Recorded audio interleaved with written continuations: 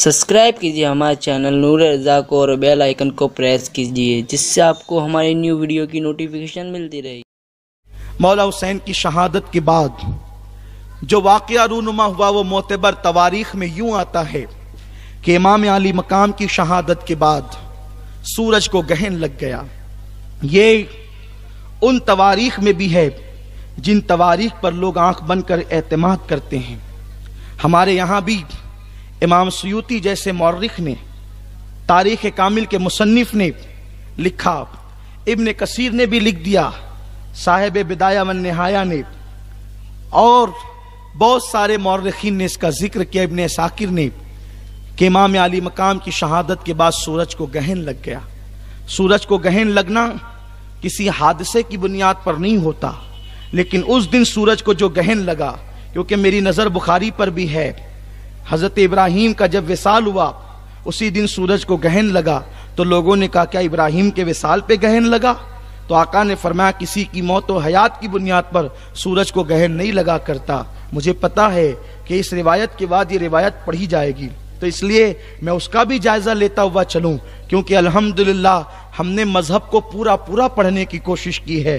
ہمیں پتا ہے کہ ہم وہ جو بات کہیں گے اس پہ پھر کتنے نکات نکل سکتے ہیں، تو ہم اس طریقے سے جھاڑو دے کر جانا چاہتے ہیں کہ کوئی تنکا اغیار کو مل نہ سکے۔ میرے پیارے آقا صلی اللہ علیہ وسلم کے پیارے دیوانوں، تو امام علی مقام کی شہادت کے بعد سورج کو گہن لگا۔ گہن لگنے کی وجہ یہ تھی کہ دیکھو، گہن تو کسی کی موت و حیات پر نہیں لگتا، لیکن گہن اس دن اس لیے لگا کہ سورج نے شرم سے اپنا منہ چھپا لیا، بلکہ لوگ کہتے ہیں کہ اس نے اتنا بڑا حادثہ دیکھا کہ اس نے اپنی آنکھوں کو بند کر لیا۔ آنکھیں بند ہوتی ہے تو آنکھوں کے سامنے اندھیرا ہو جاتا ہے۔ اللہ اکبر! امام علی مقام کی شہادت پر سورج کو گہن لگا، گویا کہ اس نے کالک اپنے منہ پہ مل لی کہ میں نے آج کیسا منظر دیکھا کہ امام علی مقام اور ان کے بچوں کی شہادت میں نے دیکھی۔ اس کے بعد روایتوں میں آتا ہے بیت المقدس میں جہاں سے پتھر ہٹایا جاتا وہاں سے تازہ خون نکلتا ہوا نظر آتا۔ وہاں کے راہبوں نے بتایا کہ آج نبی کا نواسہ حسین میدان کربلا میں شہید ہوا ہوگا، کیونکہ توریت و انجیل میں ہم نے پڑھا ہے کہ جس دن نبی کا نواسہ شہید ہوگا اس دن بیت المقدس سے جو پتھر ہٹایا جائے گا اس پتھر کے نیچے سے وہ خون کی فواریں نکلے گی۔ سنیوں کی کتب میں بھی موجود ہے کہ اللہ اکبر، مولا حسین کی شہادت کے بعد بیت المقدس کے پاس جو پتھر ہٹایا جاتا اس سے تازہ خون نکلتا، کالے کالے بادل امٹ آ گئے، اور یہاں تک کہ لکھنے والوں نے لکھا ہے کہ دن میں تارے نظر آنے لگے، گویا کہ قیامت نما تھی وہ گھڑی کہ دن کے وقت تارے نظر آ رہے تھے۔ لوگ مثال دیتے ہیں، مثل مشہور ہے کہ میں تجھے دن میں تارے دکھا دوں گا، لیکن بات آپ کو بتاؤں، لوگ ساری زندگی کہتے رہے میں تجھے دن میں تارے دکھا دوں گا، لیکن حسین نے یزیدیوں کو دن میں تارے شہید ہو کر کے دکھایا اور بتا دیا کہ دیکھو دن میں تارے دیکھنے کی مثال اس کو کہتے ہیں۔ رات کا سما ہو گیا، دوپہر کے وقت سورج کو گہن لگا، دن میں تارے نظر آنے لگے، اور ایسے خون کی برسات ہوئی کہ اللہ اکبر، لوگوں کے بدن پر جو کپڑے تھے وہ کپڑے پھٹ گئے، لیکن وہ خون کا اثر لوگوں کے کپڑوں سے زائل نہ ہوا۔ کوفہ میں خون کی برسات ہوئی، اس طرح کربلا میں خون کی برسات ہوئی۔ اللہ اکبر، لوگوں نے اپنی آنکھوں سے یہ منظر دیکھا۔ آپ سوچتے ہوں گے کیا یزیدیوں پر اس کا کوئی اثر نہیں پڑا؟ بات اتنی ہے، جب اللہ دلوں پہ مہر لگا دیتا ہے تو پھر کچھ نظر نہیں آتا۔ ابو جہل کے سامنے رسول پاک نے چاند کے 2 ٹکڑے کیے، لیکن چاند کے 2 ٹکڑے دیکھ کر بھی ابو جہل مسلمان نہ ہوا۔ تو بات ایسے لوگوں کی کرنی ہی نہیں چاہیے کہ جن کے دلوں پر مہر لگی ہو، ورنہ چاند کے ٹکڑے دیکھ کر بھی لوگ مسلمان نہیں ہوتے، انگلیوں سے پانی کے چشمے دیکھ کر بھی لوگ مسلمان نہیں ہوتے۔ وہ تھے یزیدی اور ان کے دلوں پر خدا نے مہر کر دی تھی، اور وہ جہنم کا ایندھن بننے والے تھے۔ ان لوگوں نے تو جشن کی کیفیت شروع کر دی، اور انہوں نے شکرانے میں اونٹ ذبح کیے، اور ان لوگوں نے وہ اونٹ ذبح کرنے کے بعد کھانا تیار کرنا ادھر شروع کیا۔ کچھ شریروں کو سوجی کہ ادھر تو ابھی خیمے موجود ہیں، یہ خیمے کی طرف آئے۔ شمر پلید اس کی وہ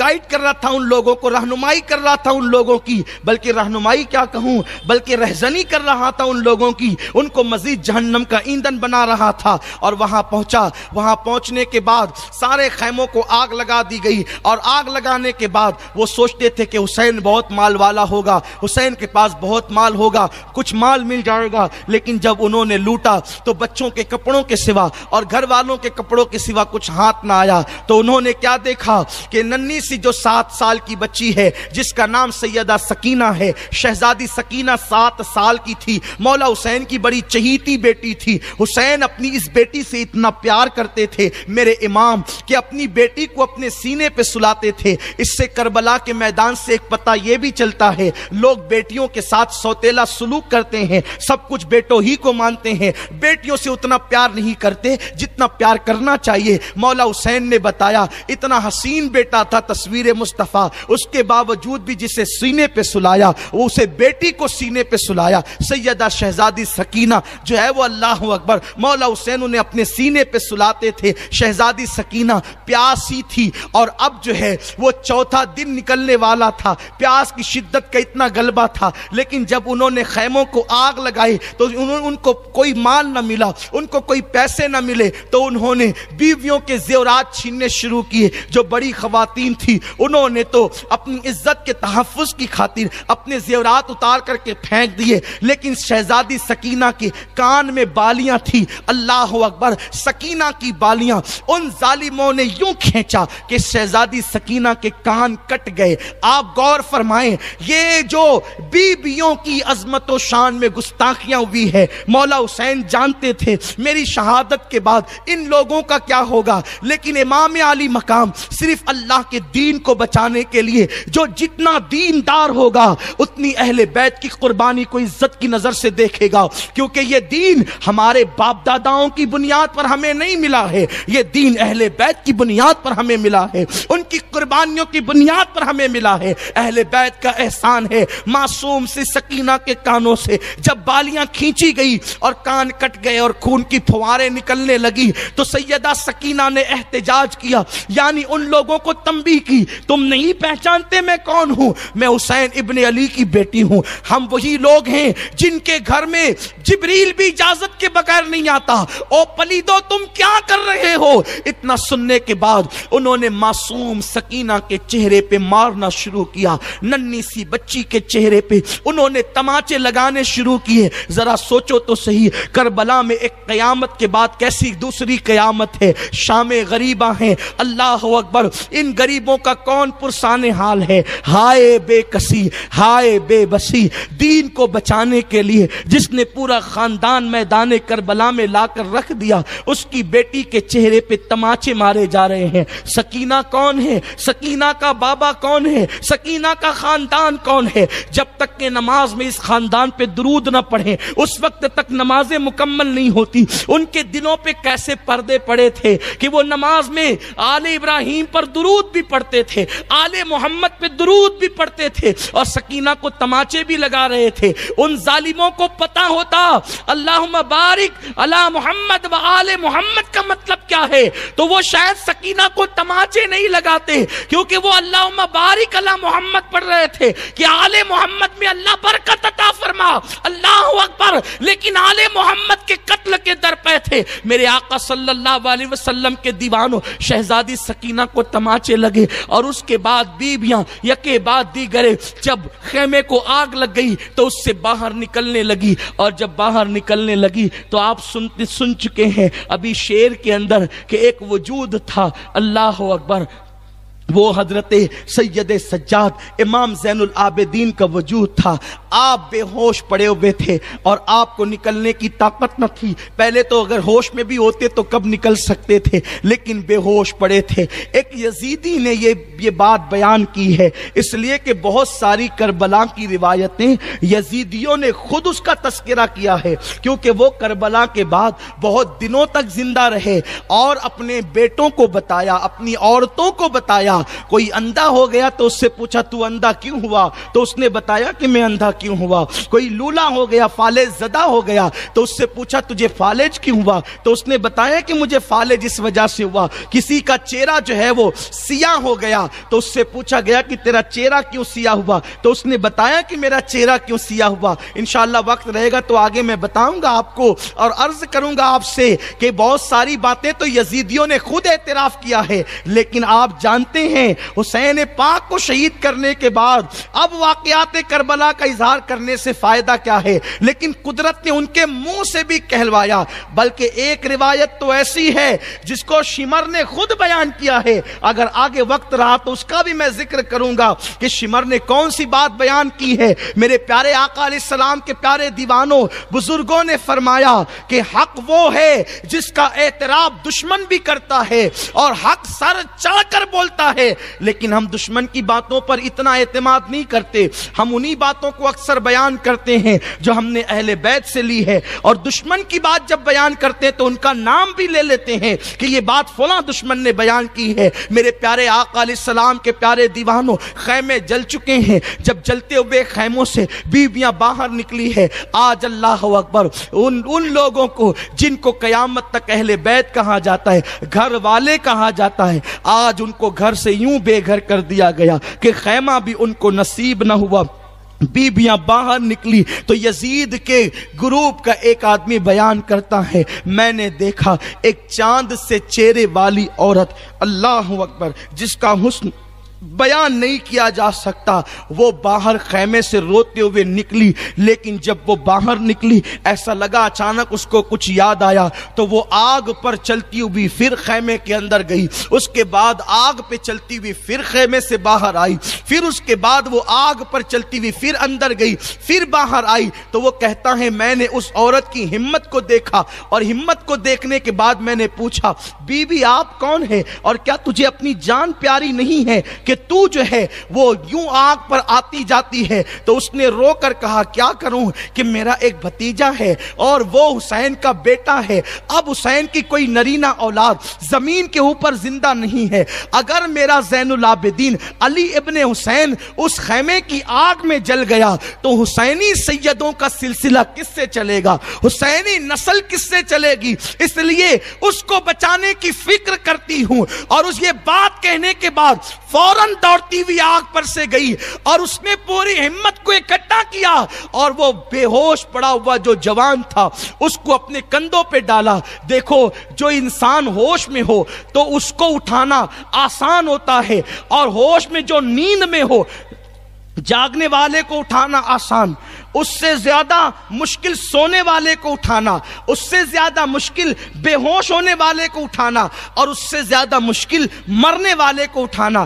آدمی جگتا ہے تو اپنا بار سنبھالتا ہے، بچہ وہی جو جگ رہا ہو گود میں لو تو وزن کچھ اور ہوتا ہے، پھر وہ بچہ سو جائے تو وزن کچھ اور ہوتا ہے، اور اللہ نہ کرے وہ بچہ بے ہوش ہو جائے تو وزن کچھ اور ہوتا ہے۔ صلی اللہ سیدہ زینب کبریٰ نے، زینب میں کس منہ سے تجھے سلام پیش کروں، اس لیے کہ یہ اہل بیت کے غلام تو ایک نسبت سے تجھے سننے کے لیے آئے ہیں، لیکن میرے پاس تو دوہری نسبت ہے۔ تو نے زین العابدین کو کیا حیات دی، قیامت تک کے سیدوں کو تو نے زندگی دی ہے، تو ہم تو تیرا احسان قیامت تک بھول نہیں سکتے۔ سیدہ زینب نے بے ہوش زین العابدین کو اپنے کندھے پہ ڈالا اور جب لے کر آگ پر چلتی ہوئی آئی، اسی لیے کہنے والوں نے کہا زینب آج صرف زین العابدین کو نہیں اٹھا رہی ہے بلکہ زینب، اللہ اکبر، زینب 9 اماموں کی امامت کا بار اٹھا رہی ہے۔ وہ باقر کی امامت کا بار، جعفر کی امامت کا بار، موسیٰ کاظم کی امامت کا بار، علی رضا کی امامت کا بار، تقیق کی امامت کا بار، نقیق کی امامت کا بار، حسن عسکری کی امامت کا بار اور مہدی کی امامت کا بار، صرف بار امامت نہیں اٹھایا بلکہ بار ولایت بھی اٹھایا ہے۔ آج زینب کے کندھوں پر صرف بار امامت رہی ہے، ولایت غوث الاعظم کا بار بھی آج زینب کی گردن پر ہے، ولایت خواجہ کا بار بھی آج زینب کے کندھوں پر ہے۔ زینب کس عورت کا نام ہے جو بار امامت بھی اٹھاتی ہے، بار ولایت بھی اٹھاتی ہے، بلکہ صرف ولایت اور امامت کا بار نہیں بلکہ جو سینے میں زین العابدین کے اسلام کی امانتیں تھی وہ بھی زینب نے اٹھائی اور عورتوں کو ذہن دیا، عورت صرف روٹی پکانے کے لیے نہیں، عورت صرف سالن بگارنے کے لیے نہیں، عورت صرف اللہ اکبر گھریلو کام کاج کے لیے نہیں، اگر عورت زینب کی شکل میں آتی ہے تو کتنا بڑا کردار ادا کرتی ہے، کتنا بڑا کردار ادا کر سکتی ہے عورت۔ سیدہ زینب عورتوں کو کردار دے رہی ہے کہ ایک عورت کی ذمہ داری کتنی قیمتی ہے۔ کاش کہ عورتیں آج اپنی ذمہ داری کو محسوس کریں۔ عورت وہی ہے کہ جو امامت کی آبرو بچا سکتی ہے۔ عورت کیا ہے؟ عورت مریم ہے۔ عورت کیا ہے؟ عورت فاطمہ ہے۔ عورت کیا ہے؟ عورت زینب ہے۔ عورت کیا ہے؟ عورت شہربانو ہے۔ اور عورت کیا ہے؟ اللہ اکبر، مرد جنت کا متلاشی ہے لیکن عورت کے قدموں میں مردوں کی جنت ہے، اس طرح سے کہ ماں کا نام ہی عورت ہے۔ اور آقا فرماتے ہیں الجنت تحت اقدام الامہات، کہ جنت تمہاری ماؤں کے قدموں کے نیچے۔ تو جو عورتیں سیریلوں میں بیٹھیں ان عورتوں کی حیثیت کیا، جو عورتیں فلمیں دیکھیں، بے پردہ ولیموں میں چلی جائیں، بے پردہ بازاروں میں گھومیں، ان عورتوں کو کون بتائے کہ تمہاری عظمت نبی نے کتنی بلند کی اور تم کیا ہوگی۔ جو عورتیں میلے ٹھیلوں میں جائیں، جو عورتیں سرکس میں جائیں، ان عورتوں کو کون بتائیں کہ اللہ کے حبیب نے فرمایا کہ میں نے مومنہ عورتوں کی عزت کو کعبے سے بلند کر دیا ہے۔ بتا رہی ہے سیدہ زینب عورت کیا ہے۔ اللہ اکبر۔ اسی میں جو ہے وہ شام گہری ہوتی چلی جاتی ہے اور شہداء کے لاشوں کو خیموں سے اٹھا کر ظالم کربلا کے میدان میں بیچ لے گئے۔ شہداء کے جسم کے کپڑے بھی چھین لیے، ان کی زرہ بھی چھین لی اور ان کی لاشوں پہ گھوڑے دوڑنے لگے۔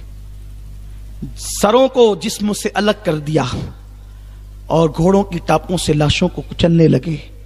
ظالموں نے معصوم اصغر کا لاشا بھی نہ چھوڑا بلکہ اصغر کی لاش پر بھی گھوڑے دوڑائے۔ امام عرش مقام کا وہ 6 مہینے کا معصوم بچہ، پہلے ہی بیویاں بیوہ ہو چکی تھی۔ بیوگی کسے کہتے ہیں لوگ اچھی طرح جانتے ہیں۔ صرف بیوہ نہیں تھی بلکہ گود بھی اجڑ چکی تھی۔ کوئی بھائی کھو چکی ہے، کوئی بھتیجا کھو چکی ہے، کوئی بھانجا کھو چکی ہے، کسی کا پورا گھرانہ لٹ چکا ہے۔ وہ بیوگان اہل بیت کیسی قسم پرسی اور بے کسی کے عالم میں تھی کہ ان کے سامنے ان گھوڑے دوڑے تھے اور گھوڑوں کی ٹاپوں سے خاندان نبوت کے شہزادوں کو کچلا جا رہا تھا۔ یہ منظر بیویاں دیکھ رہی ہیں، تڑپ تڑپ جاتی ہے لیکن کوئی مددگار نہیں، کوئی معاون نہیں۔ ادھر انہوں نے کھانا بنایا اور جب اونٹ ذبح کر کے انہوں نے گوشت پکایا تو وہ پورا گوشت خون میں تبدیل ہو گیا۔ ظالم اچھلنے کودنا بند کر دیا۔ اب ان پر ایک عجیب سا سناٹا طاری تھا۔ اسی عالم میں فرات کی نہروں کی آوازیں آتی تھی، جنگل سے درندوں کے دھاڑنے کی آوازیں تھی۔ آوازیں آتی، بچے سہم کر رہ جاتے، چھوٹے چھوٹے معصوم بچے کبھی ماں سے پانی مانگتے، بیٹیاں کبھی پھوپھی سے پانی مانگتی۔ ایسے عالم کے اندر بغیر کسی دوپٹے کے، بغیر کسی سائبان کے نبی کی بیٹیاں کھلے آسمان کے نیچے ہیں۔ میں کس منہ سے ان کی داستان بیان کروں۔ زینب کبھی بھائی کا لاشا دیکھنے جاتی ہے اور اس کے بعد اندھیرے میں واپس چلی آتی ہے۔ ایسے میں سیدہ زینب ایک ٹوٹا ہوا خنجر سنبھالتی، ان کے پاس خنجر بھی نہیں، کہیں سے ٹوٹا ہوا خنجر زینب کے ہاتھ میں آیا۔ زینب خنجر لے کر اب لاشوں کا اور بیویوں کا پہرا دینے لگی۔ سیدہ زینب جب لاشوں کا پہرا دے رہی تھی اور بیویوں کو پہرا دے رہی تھی، ایسے میں شہداء کے لاشوں کے درمیان سے کسی کی سسکیوں کی ہلکی ہلکی آواز زینب کے کانوں میں آئی، کیونکہ اس جنگل میں جس کو کربلا کہتے ہیں، میں بھی کبھی سوچتا تھا کہ ہم نے کتابوں میں پڑھا ہے کہ کربلا ایک جنگل کا نام ہے، لیکن 4 سال پہلے جب میدان کربلا میں پہنچا تو میں نے دیکھا کہ اب وہ جنگل نہیں ہے بلکہ اب تو وہ بہت بڑی ایک آبادی کا نام کربلا ہے۔ بڑی بڑی بلڈنگیں ہیں، सोने के बड़े बड़े गुंबदों मीनार हैं। मैंने कहा हुसैन, लोग मुझे ताना देते हैं कि तू करबला बयान करता है तो बता, मैदान करबला में हुसैन तो कट गया, तो तू कटे हुए को जीता हुआ किस मुंह से कहता है? तू कटे हुए को जीता जिंदा वो जावीद और फतेह मंद किसे कहता है? फातेह तो वो होता है ना जो जिंदा हो, जो कट जाए वो फातेह कैसे? तो जब मैंने करबला में खड़े होकर मुकम्मल करबला का मंजर देखा, मुझे ये शरफ भी हासिल है अल्हम्दुलिल्लाह कि मैदान करबला में बैठकर मैंने वाक़यात करबला बयान किए हैं। ये शरफ भी अल्लाह ने मुझे अता किया। ये मेरी किस्मत की बुलंदी का ये मैं अल्लाह का शुक्र अदा करता हूं कि मेरे पास मेरे अहबाब ने कहा कि हम आपसे करबला वीडियो में सुनते हैं, ऑडियो में सुनते हैं, आज करबला में आप बैठकर करबला बयान करें। तो उसी वक्त मेरे जहन में एक नुक्ता आया था कि लोग हमें ताना देते हैं कि हुसैन तो कट गया, सब कटा गया, फिर हुसैन कैसे जीता? हम उसके मुख्तलिफ जवाब देते हैं कि देखो, जिसके मकसद की फतह होती है वही जीतता है। यजीद का मकसद था शरीयत मिटाना, हुसैन का मकसद था शरीयत बचाना। यजीद का मकसद था बैत लेना, हुसैन का मकसद था बैत न करना। यजीद का मकसद था हाथ लेना, हुसैन का मकसद था हाथ न देना। जंग मकासिद की हुआ करती है और जो मकसद में कामयाब होता है वही जीत जाता है। यजीद हाथ लेना चाहता था, हुसैन ने हाथ नहीं दिया। हत्ता के मौरखीन लिखते हैं जब हुसैन की शहादत हो गई तो यजीदियों ने कहा चलो हुसैन के हाथ काट लेंगे और कटे हुए हाथ दमिश्क को ले जाकर यजीद के हाथ में देंगे ताकि हुसैन की रूह को वसीयत हो कि हुसैन जीते जी हाथ ना दिया, कट कर तो तेरा हाथ यजीद के हाथ में आया। जब वो हाथ काटने के लिए आए तो मौरखीन लिखते हैं हुसैन के हाथ कुदरत ने उठा लिए थे ताकि यजीद का ख्वाब पूरा ना होने पाए। शरीयत जिंदा है, हुसैन का मकसद पूरा हुआ। ये सब तो दलील अपनी जगह है। एक आसान सी दलील जिसको आप लोग खुद देते हैं, जब दो लड़ने वाले मैदान में लड़ते हैं तो जीतने वाला उसी को कहा जाता है जो मैदान छोड़ कर न जाए। जो मैदान में मौजूद रहे उसी को जीतने वाला कहते हैं और जो मैदान छोड़कर भाग जाए उसको हारने वाला कहते हैं। मैंने कहा लोगों, क्या अब भी कोई हुसैन को हारा हुआ कहेगा? जंग करबला तो इस मैदान में हुई थी, आज खड़ा हुआ कौन नजर आ रहा है और भागा हुआ कौन नजर आ रहा है? देखो ये मेरे हुसैन का गुंबद, सोने का गुंबद, सोने का मजार। एक सेकंड भी ऐसा नहीं है जहां पर गुलामान हुसैन करबला में मौजूद न हो। वहां देखकर ऐसा लगता है यहां रात ही नहीं होती। हर वक्त लोगों का हुजूम और हुसैन के कदमों में रात में लोग ऐसे सोते पड़े। बिला मुबालगा 11वीं शरीफ का मौसम था, उस वक्त मैं गया तो मैंने उस वक्त हजारों लोगों को वहां पर सोते हुए पड़ा देखा। मैंने कहा अभी अभी जंग खत्म हुई है, इतने लोग हैं। तो उन्होंने वहां पर एक शख्स मौजूद था, उसने अरबी में मुझे कहा कि आपको पता नहीं, अभी जो 40 वो कहते हैं चहलुम शरीफ को, 40 में तो जो है वो तकरीबन 25 लाख से ज्यादा लोग जमा हो गए थे।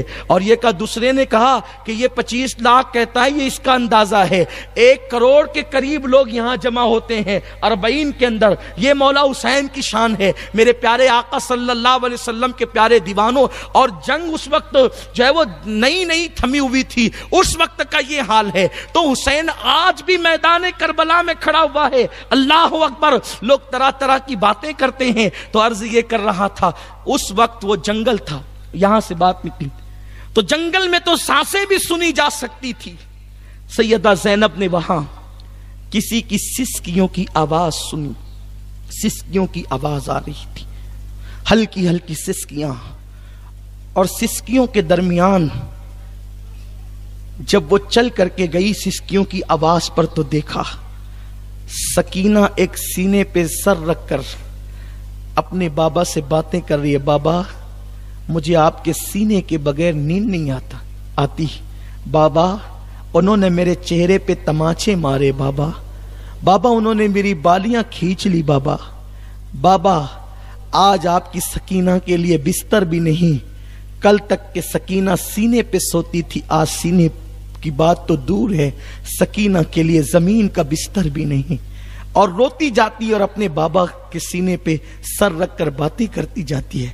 زینب پر بجلی سی گری، زینب نے سکینہ کو اٹھایا، اٹھا کے سینے سے لگایا، میرے بچے تو کیسے رو رہی ہے؟ یہ لاشیں تو پامال ہیں، اندھیرے میں تجھے یہ کیسے پتا چلا کہ یہ لاشا تیرے بابا حسین کا لاشا ہے؟ کہتی ہے پھوپھی جب میں ان لاشوں کے قریب آئی اور آنے کے بعد میں نے کہا بابا تم کہاں ہو؟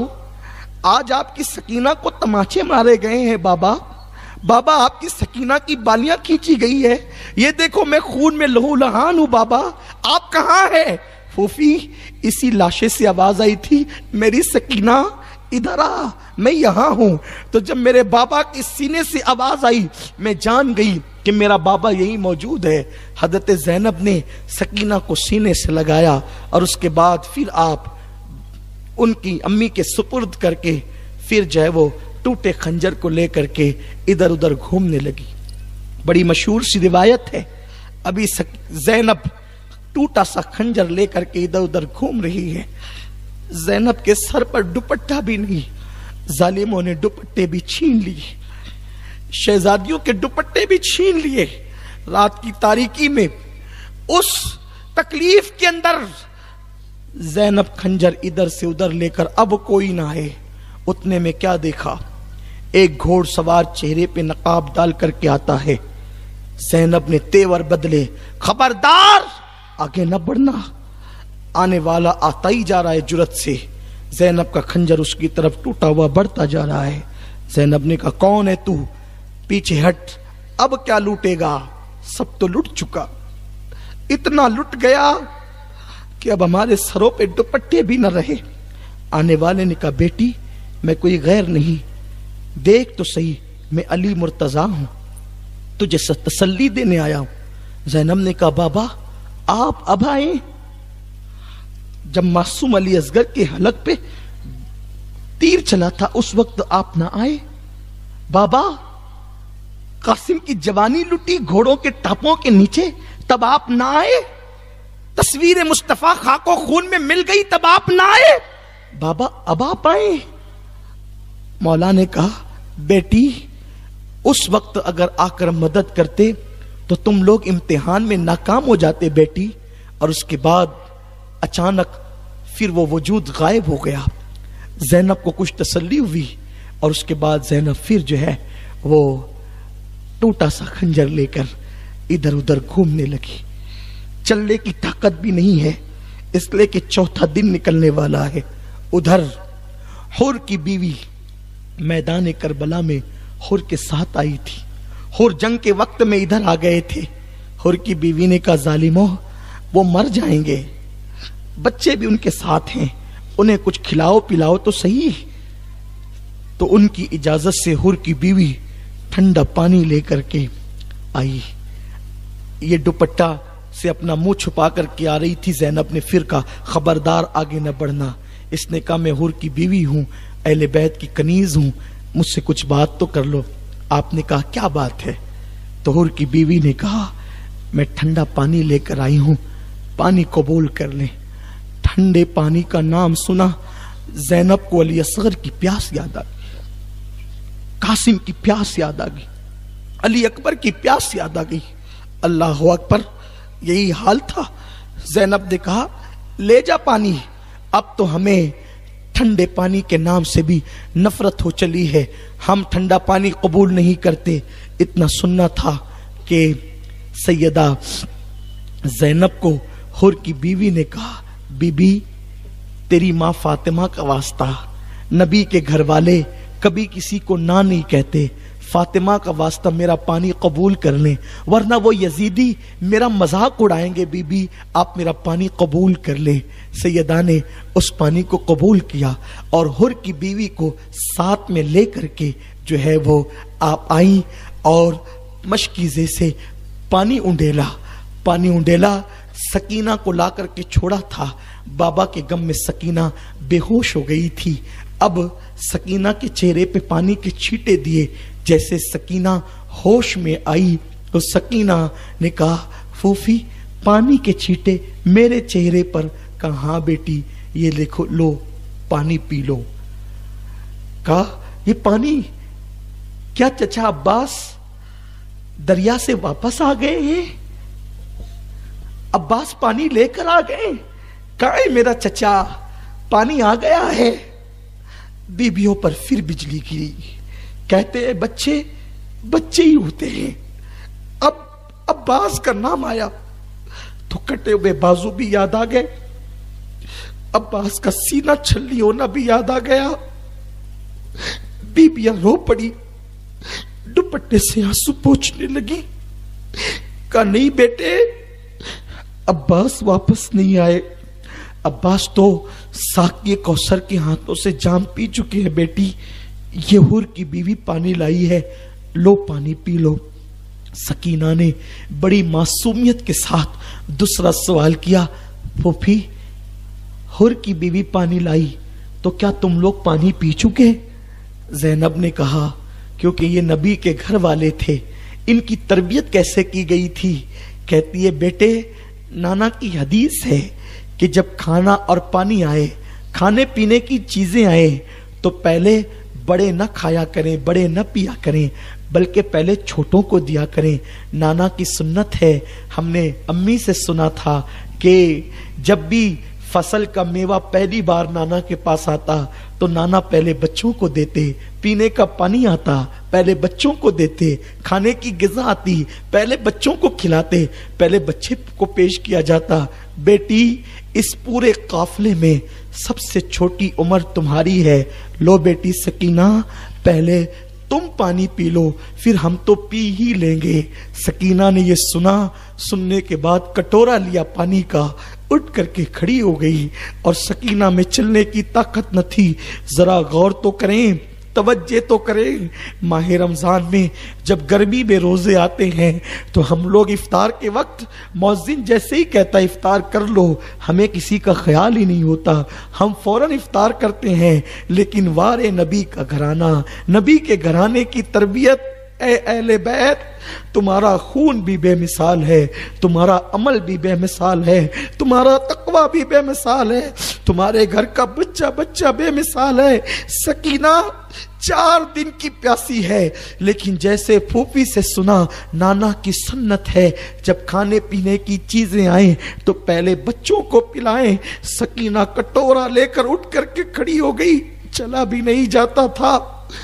جب سکینہ کھٹا کے لاشوں کی طرف دوڑنے لگی تو زینب نے آواز دی, سکینہ سکینہ میری بیٹی سکینہ کہاں جاتی ہے؟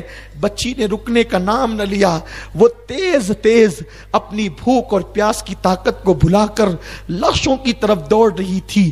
جب سیدہ زینب اٹھ کر کھڑی ہوئی, بچی کو گود میں سمیٹا, بیٹی کہاں جاتی ہو؟